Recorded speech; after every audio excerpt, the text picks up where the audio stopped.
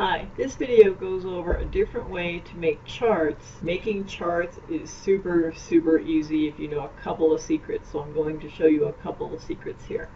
This is 7DI Department Expense Last Name. This is Project 2, starts on page 186, and I added another column for year to date just so you can see what I'm going to do. So the existing chart after you finish this exercise looks like this. So it's a column chart. This is called your x-axis. It's the horizontal axis. This is called your y-axis, the vertical axis. And this is your legend. And this is a 3D column chart. I'm going to do the same thing, only easier, in my opinion. So first of all, I select the information I want to make into the chart. I do not want to select the total, because if I do that, then it'll compare the total to each month, and that will really throw it off. So I'm just going to make a column chart. Go to Insert. Under Charts, you've got all these different chart types. I'm going to choose Chart. I'm going to choose 3D Column Chart. And what it does by default is it puts the chart on the spreadsheet where I am. So I'm just going to move it down, zoom this out a little bit so I can see more of it, and then I can resize it. And as I said in the book, if I want to change a part, I can just click on an object. This is the secret. Right click on it and choose Format.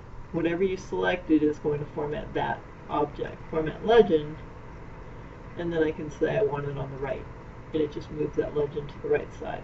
I right click on the vertical axis, choose Format Axis, so it's always format and whatever object you selected. Gives me these options, and you have a lot of options. So I've got axis options and then text options. Text options has 3 sub options. Axis options has all these sub options.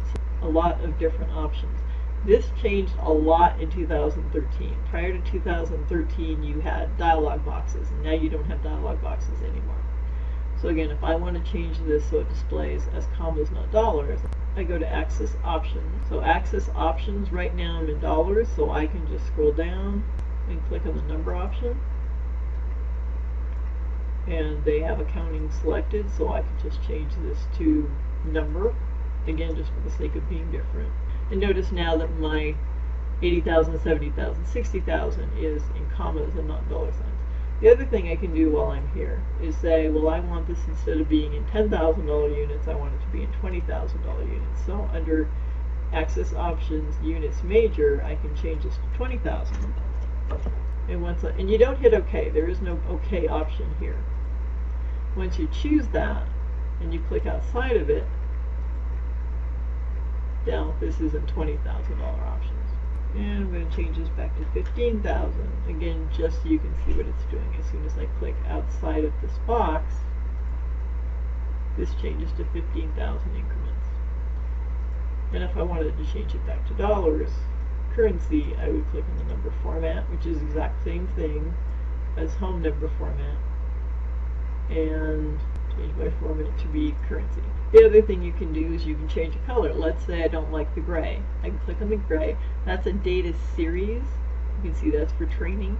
So if I want to change the data series for training, I can right click on the whole data series. It's Format Data Series.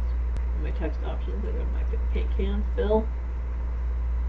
You have solid fill, gradient fill, picture, patterns. Patterns is good if you have a black and white printer. You can change it to be dots or slashes or something like that. I will do solid, and I will pick red. So now training, instead of being gray, is red. The other thing you might want to do is change a data point. So let's say I want to have the value on the highest data point. I click on the blue, which selects all the blue, which is the data series for research, and then if I click on the tallest blue again, I've selected one data point, and when I point to it, it says Series Research Point and from March.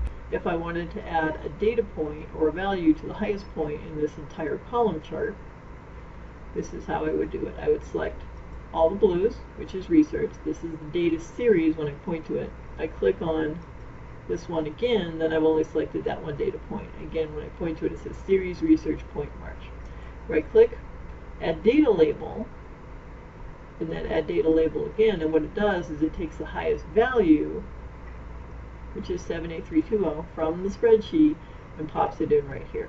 And if I want to change this value, so instead of being horizontal, it's vertical, I click on the value, right click, format data label, and then under size and properties, under label options, I can say text direction, whichever direction I want it to go, and then if I want to move it, I can just click it and drag it inside.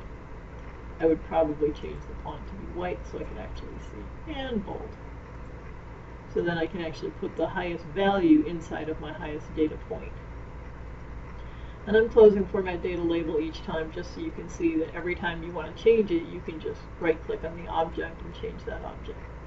If I wanted to change the legend to have a fill, I click on legend, right click, format that object, which is the legend, click on the fill, and then put in some fill color. Put in real light color. And if I want to put in a border, I click on border. So every time you click on one of these, you get a lot more options. And then the color of my border, and the thickness of my border, that makes the change. So now I have a blue fill with a blue border on my legend. If I want to change my chart title, I just click on chart title. Now whatever I type actually gets typed into formula bar. It doesn't show up down here yet. And then when I hit enter, it shows up down here. Let me show you one more thing on the charts. If I want to compare the departments year to date, I would select the departments, hold down control and select year to date values. I don't want to compare, again, January to year to date. I want to compare year to date administration to year to date finance to year to date training. I would select the first group of cells, which is the headings, and hold down control and select the second, and select the second group of cells, which is the year to date value. And now I would insert a chart. Usually when you're comparing totals to each other, you're doing a pie. And then I click on pie, and move him. I'm going to move this over here. And again, this doesn't really tell me very much because a lot of my slices are pretty similar in size. So if I want to actually see what the values are, I click on the pie, select the whole pie, right click on the pie, choose add data labels, and then it adds the values to each slice of the pie. And if I say, well, I really don't want to see the values, I'd rather see the percentage, I click on each value, so this selects the labels, right click, and I'm doing format data labels because I'm formatting those numbers. Turn on percentage, so now I can see this is 31%. Turn off value because it's redundant to have values and percentages. And now I can see, oh, this is 31% and this is the smallest at 8%. Select these again. The other thing I can do with the label options is select the labels, choose label options, and then choose outside end, and then they're easier to see. So I can see this is 10%, this is 8%, this is 31%. If I want to make them bold, I go to home and hit bold. Then when I'm done, I always close this. The other thing you can do, if I want to make this into a separate sheet, is click on the chart, and either be in Chart Tools Design tab, choose Move Chart, or right click, Move Chart. And if I say as a new sheet, this makes this chart into an entire sheet by itself. So on the test, if I say make the chart a new sheet, I don't want you to move the chart to a sheet, I want you to actually make the chart into a sheet. So as new sheet, I will just go with the default chart 2, hit OK, and it takes it off of this sheet and moves it into a sheet by itself. And this is the original chart. So that's kind of a Reader's Digest version of how easy it is to make charts. Also, some companies call these graphs and not charts, so if someone asks you if you know how to make a column chart or a column graph, that's what this would be. And a lot of companies call this a bar chart. They call this a vertical bar chart, and they call the horizontal one a horizontal bar chart. So just so you're familiar with terminology. And that's your Reader's Digest version of charts. Very easy. Thanks.